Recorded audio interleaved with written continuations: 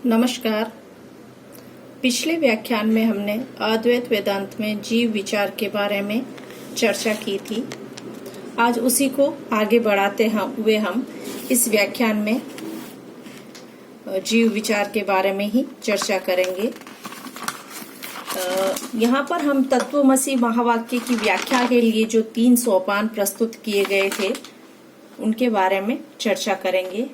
पहला सोपान या पहली कड़ी समानाधिकरण्य संबंध है।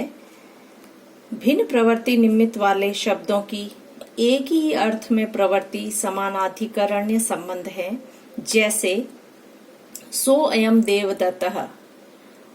मान लीजिए देवदत्त नाम वाले व्यक्ति को हमने पिछले वर्ष जोधपुर में देखा था, वह आज हमें बीकानेर में घूमते हुए मिल जाए तो उसे देखकर हमें याद आया कि यह वही देवदत्त है। सो अयम देवदत्तः।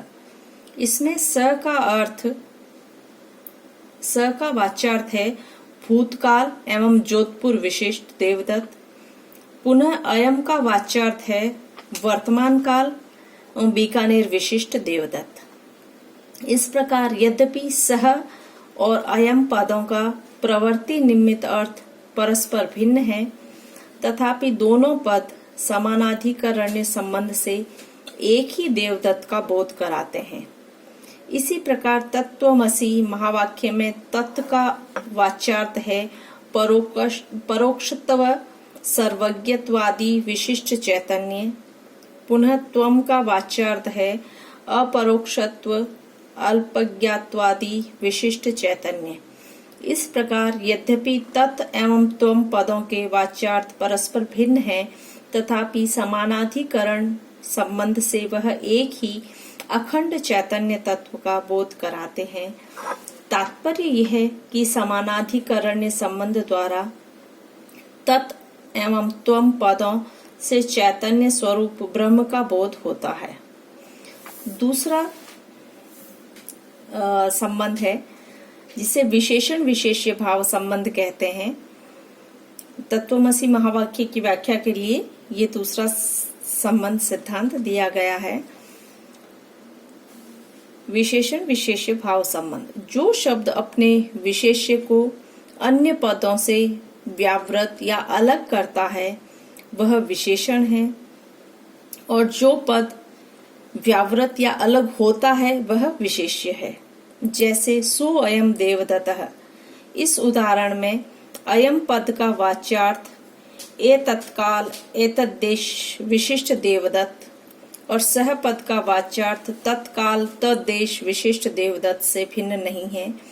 जब ये बोध होता है कि तब तत्सह शब्द इदम या अयम शब्द का विशेषण होता है और इदम शब्द तत् शब्द का विशेष्य। अतः विशेषण विशेष्य संबंध से सो अयम देवदत्तः, यह वही देवदत्त है, यह ज्ञात होता है। इसी प्रकार तत् या स पदवाच्य तत्काल देश विशिष्ट देवदत्त और अयम पदवाच्य एतकाल एतदेश विशिष्ट देवदत्त से भिन्न नहीं है। अर्थात यही वह देवदत्त है। जब ये ज्ञात होता है तब इदम तत्पद का विशेषण होता है और तत् इदम का विशेष्य होता है। इस प्रकार परस्पर भेद व्यावर्तक होने से सह और अयम दोनों पद परस्पर विशेषण एवं विशेष्य होकर यह वही देवदत्त है का ज्ञान कराते हैं। तात्पर्य यह है कि विशेषण विशेष्य भाव संबंध द्वारा सह और अयम से एक ही देवदत्त का परिचय मिलता है। इसी प्रकार जब तत्वमसि महावाक्य से ज्ञात होता है कि त्वम पद वाच्य अपरोक्षत्व अल्पज्ञत्व आदि विशिष्ट चैतन्य तद पद वाच्य परोक्षत्व सर्वज्ञत्व आदि विशिष्ट चैतन्य से भिन्न नहीं है, तब तत् शब्द का अर्थ त्वम पद से अर्थ का भेद निवारण के कारण विशेषण बनता है तथा त्वम पद विशेष्य होता है। इसी प्रकार जब ये ज्ञात होता है कि तद पद वाच्य परोक्षत्व सर्वज्ञत्व आदि विशिष्ट चैतन्य त्वम पद वाच्य अपरोक्षत्व अल्पज्ञत्व आदि विशिष्ट चैतन्य से भिन्न नहीं है, तब त्वम विशेषण बनता है और तत् विशेष्य। इस प्रकार तत् एवं त्वम पदों से विशेषण विशेष्य भाव संबंध के आधार पर अखंड चैतन्य रूप एक ही तत्व का बोध होता है। इसी कड़ी में तीसरा संबंध है लक्ष्य लक्षण संबंध। लक्षणावृत्ति या लक्ष्य लक्षण संबंध के आधार पर भी तत्वमसि महावाक्य की व्याख्या की जाती है। लक्षणावृत्ति के 3 भेद है, जह लक्षणा, अजह लक्षणा, जह अजह लक्षणा या भाग लक्षणा। पहला जह लक्षणा, वाच्यार्थ का पूर्ण रूपेण परित्याग करके उससे संबद्ध अन्य अर्थ का बोध कराने वाली वृत्ति जह लक्षणा कहलाती है। इसे लक्षण लक्षणावृत्ति भी कहते हैं।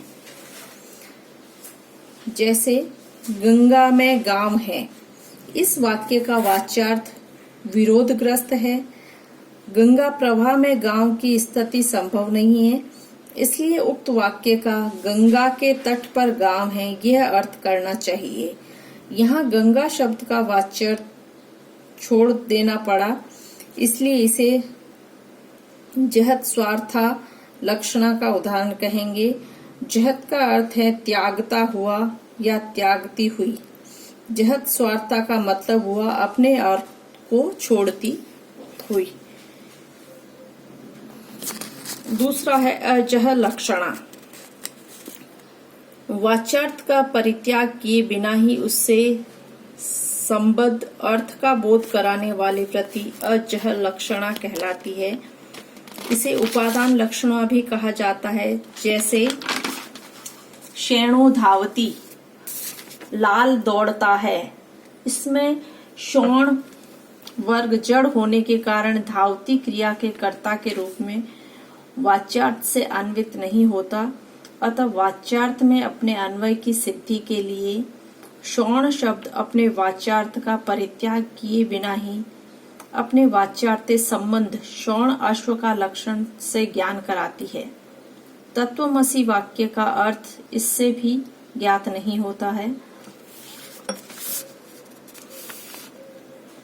इस प्रकार शब्दार्थ या वाच्यार्थ का परित्याग नहीं हुआ, क्योंकि घोड़े का रंग लाल है। शोण का अर्थ लक्षणा की सहायता से शोणत्व या लालिमा विशिष्ट अश्व द्रव्य हो गया, जिससे वाक्य सार्थक प्रतीत होने लगा। तीसरा है जहद अजहद लक्षणा, वाच्यार्थ के एक अंश का परित्याग करके बचे हुए अंश का बोध कराने वाली वृत्ति जहद अजहद लक्षणा कहलाती है। इसे भाग लक्षणा भी कहते हैं, क्योंकि इसमें वाच्यार्थ के विरुद्धांश का परित्याग होकर अविरुद्धांश का ग्रहण होता है। जैसे सो अयम देवदत्तः, इस उदाहरण में सह पद का वाच्यार्थ है तत्काल देश विशिष्ट देवदत्त और अयम पद का वाच्यार्थ है एतत्काल एत देश विशिष्ट देवदत्त। उक्त वाक्य में देवदत्तांश में कोई विरोध नहीं है। विरोध केवल तत्काल देश विशिष्टांश और अतत्काल एतदेश विशिष्टांश में है। इस प्रकार इस वृत्ति से विरुद्धांश का परित्याग होकर अविरुद्धांश देवदत्त का बोध होता है। इसी प्रकार तत्वमसि महावाक्य में तत् का वाच्यार्थ है परोक्षत्व सर्वज्ञत्वादि विशिष्ट चैतन्य और त्वम का वाच्यार्थ है अपरोक्षत्व अल्पज्ञत्वादि विशिष्ट चैतन्य। इन दोनों पदों में चैतन्यांश में कोई विरोध नहीं है। इनमें विरोध परोक्षत्व अपरोक्षत्वादि अंशों में है। इस प्रकार जहद अजहद लक्षणावृत्ति से विरुद्धांशों अर्थात परोक्षत्व और अपरोक्षत्व आदि का परित्याग होकर अविरुद्धांशों अखंड चैतन्य रूप ब्रह्म का ज्ञान होता है। अद्वैत के अनेक आचार्यों ने तत्वमसि महावाक्य के सम्यक अवबोध के लिए इसी वृत्ति का समर्थन